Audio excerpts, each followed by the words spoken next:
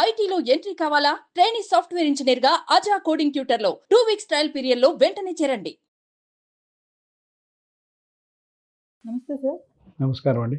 Sir, ఇప్పుడు collateral లేకుండా education లోన్కి కావాల్సినటువంటి డాక్యుమెంట్, పేపర్స్ ఇవన్నీ ఈ ప్రాసెస్ అంతా ఎలా ఉంటుంది? ఖచ్చితంగా వస్తుందండి. Without any collateral, without any security in the sense pledge, without any pledge బ్యాంక్కి ఎటువంటి కొలాటరల్ సబ్మిట్ చేయకుండా మనం ఎడ్యుకేషన్ లోన్కి ఖచ్చితంగా వెళ్ళొచ్చు. కాకపోతే ఇక్కడ ఏంటంటే స్టూడెంట్ యొక్క అకాడమిక్ స్కోర్స్ అనేవి 10th, ఇంటర్, డిగ్రీ వీటిల్లో మంచి పర్సంటేజ్ ఆఫ్ మార్క్స్ అంటే 75% ఉండాలా, 80% ఉండాలని ఏం లేదు. మీకు ఎటువంటి బ్యాక్లాగ్స్ లేకుండా మీ యొక్క ఇంగ్లీష్ ప్రొఫిషియన్సీ ఏదైతే ఉందో, జిఆర్ఈ కావచ్చు, టోఫెల్ కావచ్చు, ఐఎల్స్ కావచ్చు, వాటిల్లో బ్యాంక్స్కి ఒక రిక్వైర్మెంట్ ఉంటుంది. ఆ సెట్ ఆఫ్ క్రైటీరియాని కనుక మీరు మీట్ అవుతే వితౌట్ ఎనీ సెక్యూరిటీ ఖచ్చితంగా మీరు ఎడ్యుకేషన్ లోన్కి వెళ్ళొచ్చు.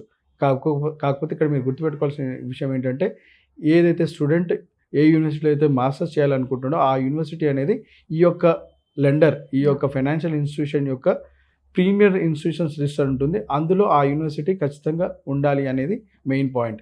సెక్యూరిటీ లేకున్నా డెఫినెట్లీ దీనికి మనం లోన్కి వెళ్ళొచ్చు, ప్రొవైడెడ్ స్టూడెంట్ యొక్క క్రెడిట్ వర్తినెస్, అంటే అంతకంటే ముందు ఎటువంటి loan history, bad loan history కనుక స్టూడెంట్కి ఉండకుండా, అట్ ద సేమ్ టైం ఏదైతే ఆ యూనివర్సిటీలో స్టూడెంట్ మాస్టర్స్ చేయడానికి వెళ్తున్నాడో దాని యొక్క జాబ్ ప్రాబబిలిటీ, అంటే ఆ పర్టికులర్ యూనివర్సిటీలో ఈ విద్యార్థి కనుక మాస్టర్స్ కంప్లీట్ చేస్తే ఎంతవరకు జాబ్ ఆపర్చునిటీస్ ఉంటాయి అనేది కూడా పరిగణలోకి తీసుకోవడం జరుగుతుంది. ఈ పాయింట్ ప్రతి ఒక్క స్టూడెంట్ తెలుసుకోవాల్సిన విషయం చాలా అవసరం ఉంది ఇప్పుడున్న ప్రజెంట్ ట్రెండ్లో. సార్, ఇంకొకటి, ఇప్పుడు కొలాటరల్ లేకుండా ఎడ్యుకేషన్ లోన్ వచ్చింది, దానివల్ల మనకు బెనిఫిట్స్ ఏంటి సార్? కొలాటరల్ లేకుండా ఎడ్యుకేషన్ లోన్ వచ్చినప్పుడు 100% మీకు బెనిఫిట్ ఉంటుంది. బట్ ఇక్కడ మీకు రేట్ ఆఫ్ ఇంట్రెస్ట్ అనేది విత్ సెక్యూరిటీలో ఉన్నట్టుగా, అంటే ఏదైనా సెక్యూరిటీ పెట్టి మనం లోన్ తీసుకున్నప్పుడు రేట్ ఆఫ్ ఇంట్రెస్ట్ మీకు 11.25 నుంచి 13.75 ఉంటుంది. సో వితౌట్ సెక్యూరిటీ ఉన్నప్పుడు మీకు ఖచ్చితంగా రేట్ ఆఫ్ ఇంట్రెస్ట్ ఎక్కువ ఉంటుంది. రీపేమెంట్ కూడా మీకు సెక్యూర్ లోన్ వచ్చినంత కుషన్ అడ్వాంటేజ్ ఇక్కడ రాదు. Frankly speaking, without security loan అనేది బ్యాంకర్స్కి they will be at higher risk of what you call repayment అనేది ఎంతవరకు అవుతుంది అనేది కొద్దిగా మీరు ఈ లాస్ట్ గడిచిన 4 ఏళ్లలో కనుక చూసుకుంటే ఎన్పిఎస్, నాన్ పర్ఫార్మింగ్ అసెట్స్లో ఈ అన్సెక్యూర్డ్ లోన్స్ అనే సంఖ్య పెరుగుతూ వస్తుంది. ఫ్రాంక్లీ స్పీకింగ్, బ్యాంకర్స్ యొక్క ఉద్దేశం మంచిదే, బట్ ఆ రిక్వైర్మెంట్ వాళ్ళు మీట్ అవ్వలేకపోతున్నారు just because of few bad repayment history వల్ల. సార్, ఇప్పుడు మనకి కొలాటరల్ లేకుండా ఎడ్యుకేషన్ అంటున్నారు కదా, అంటే దీనికి కావాల్సినటువంటి పేపర్స్, డాక్యుమెంట్స్ ఉంటాయి కదా, ప్రాసెస్, మరి అవన్నీ ఏం కావాలంటారు? డాక్యుమెంటేషన్ అనేసరికి అదేదో పెద్ద రాకెట్ సైన్స్ లాగా ప్రతి ఒక్క స్టూడెంట్ అదే ఫీల్ అవుతారు. వాళ్ళు ఇది అడిగారు, అది అడిగారు, మమ్మల్ని ఆల్మోస్ట్ ఒక 15 days మా విలువైన సమయాన్ని వృధా చేశారు అని. మీరు ఇక్కడ అర్థం చేసుకోవాల్సిన విషయం ఏంటంటే, ఎడ్యుకేషన్ లోన్లో స్టూడెంట్ డాక్యుమెంట్స్ అన్నప్పుడు స్టూడెంట్ యొక్క అకాడమిక్ ప్రొఫైల్, అంటే 10th, ఇంటర్, ఆ individual marks memos, provisional certificate, consolidated marks memo, pan card, Aadhaar card, passport, స్టూడెంట్కి ఏ యూనివర్సిటీ అయితే అడ్మిషన్ వచ్చిందో దానికి సంబంధించిన ఆఫర్ లెటర్, ఇది చెక్ లిస్ట్. మీరు ఏ ఫైనాన్షియల్ ఇన్స్టిట్యూషన్స్కి వెళ్ళినా, నేషనలైజ్ బ్యాంక్కి వెళ్ళినా, ప్రైవేట్ బ్యాంక్కి వెళ్ళినా, ఎన్బిఎఫ్సికి వెళ్ళినా ఈ చెక్ లిస్ట్ అనేది ఫిక్స్ ఉంటుంది. సో దీన్ని ఒకసారి కనుక స్టూడెంట్ అర్థం చేసుకోగలిగి ఒక 2 sets ఆఫ్ డాక్యుమెంట్స్ తీసి పెట్టుకుంటే సరిపోతుంది. Unsecured loan is far easier, hassle free process, smooth and very less time taking process compare to other type of loans. ఇక్కడ మీరు అర్థం చేసుకోవాల్సిన విషయం ఏంటంటే, అన్నిటికంటే మోస్ట్ ఇంపార్టెంట్, ఫైనాన్షియల్ ఇన్స్టిట్యూషన్తో పాటు ఏదైతే యూనివర్సిటీలో మీకు ఆఫర్ లెటర్ వచ్చిందో అది చాలా అంటే చాలా ఇంపార్టెంట్. దాని యొక్క ర్యాంకింగ్ కూడా ఇంపార్టెంట్. అదొకసారి స్టూడెంట్ దృష్టిలో పెట్టుకుంటే ప్రాసెస్ అనేది చాలా ఈజీ అవుతుంది. జనరల్ ఎడ్యుకేషన్ లోన్ అనేది 15 days to 30 days పడుతుంది. Again it depends upon type of your loan and the type of institution which is offering you the loan. Sir, ఇప్పుడు కొలాటరల్ లేకుండా ఎడ్యుకేషన్ లోన్ అప్లై చేయాలంటే ఎలా? Collateral లేకుండా education loan apply చేయడానికి మీకు 2 process ఉన్నాయి. నేను ఇంతకుముందు మీకు చెప్పినట్టు, ఏదైతే ఫైనాన్షియల్ ఇన్స్టిట్యూషన్ ఉన్నదో దాన్ని మీరు first of all short list చేసుకోవాలి. మనకి without collateral education loan offer చేసే ఇన్స్టిట్యూషన్స్లో 3 నేను ఇంతకుముందు చెప్పాను, మళ్ళీ ఒకసారి రిపీట్ చేస్తాను. నేషనలైజ్ బ్యాంక్స్లో మనకి యూనియన్ బ్యాంక్ ఆఫ్ ఇండియా ఉంది. వాళ్ళ దగ్గర అప్ టు 40 lakhs వరకు without any security, without any పూచీకత్తు లేకుండా మనకి అన్సెక్యూర్ లోన్ వస్తుంది. దాన్ని మీరు అప్రోచ్ అవ్వచ్చు. అట్ ద సేమ్ టైం మీకు ఐడిఎఫ్సి బ్యాంక్ ఉంది, వాళ్ళు కూడా అన్సెక్యూర్ లోన్ ఇస్తున్నారు 40 lakhs వరకు.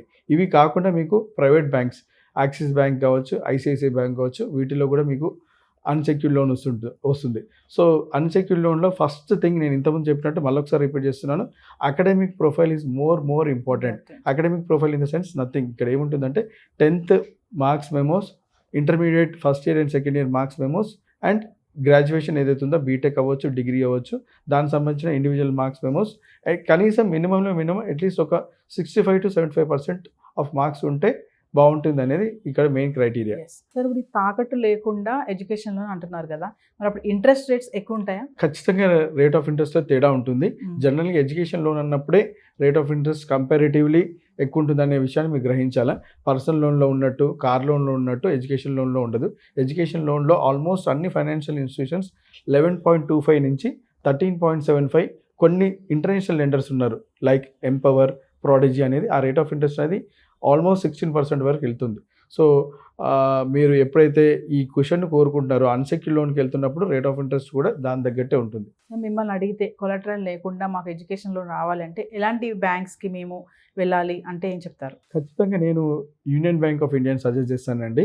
దాంతో ఎందుకంటే ఒక నేషనలైజ్ బ్యాంక్ ప్రభుత్వ రంగ సంస్థ అయి ఉండి కూడా స్టూడెంట్ యొక్క కెరీర్ని డెవలప్మెంట్ చేయాలనే ఉద్దేశంతో వాళ్ళు ఈ అన్సెక్యూర్డ్ లోన్ని ప్రవేశపెట్టడం జరిగింది. దాంతోపాటు ఈ ప్రీమియర్ ఇన్స్టిట్యూషన్స్ లిస్ట్ ఏదైతే ఉందో దాన్ని నాట్ ఓన్లీ యూనియన్ బ్యాంక్, మిగతా బ్యాంక్స్ కూడా ఫాలో అవుతున్నాయి. ఇప్పుడు మీరు స్టేట్ బ్యాంక్ ఆఫ్ ఇండియా తీసుకుంటే వాళ్ళలో SBI global advantage, ED advantage అని ఒక ప్రోడక్ట్ ఉంది. But that is a secured loan అండి, అది అన్సెక్యూర్డ్ లోన్ కాదు. సో అన్సెక్యూర్డ్ లోన్స్కి మనకు ఆప్షన్స్ చాలా తక్కువ ఉంటాయి. అది రైట్లీ సెడ్ బై యూ. ఇంతకుముందు మీరు అన్నట్టుగా ఈ అకాడమిక్ ప్రొఫైల్ అనే దాని చుట్టే ఎంతసేపు మీ ఎడ్యుకేషన్ లోన్ తిరుగుతూ ఉంటుంది. ప్రతి ఒక్క బ్యాంకర్ అడిగేది ఏంటంటే మీకున్న అకాడమిక్స్ ఏంటి.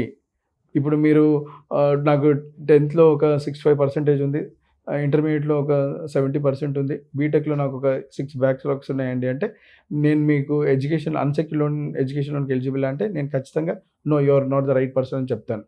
Because there is a minimum set of criteria which is to be followed by any banker. So ఈ క్రైటీరియా కనుక మీరు ఫుల్ఫిల్ అవుతే ఖచ్చితంగా మీరు అన్సెక్యూర్డ్ లోన్కి వెళ్ళొచ్చు. ఆ అడ్వాంటేజ్ మీరు యూటిలైజ్ చేసుకోవచ్చు.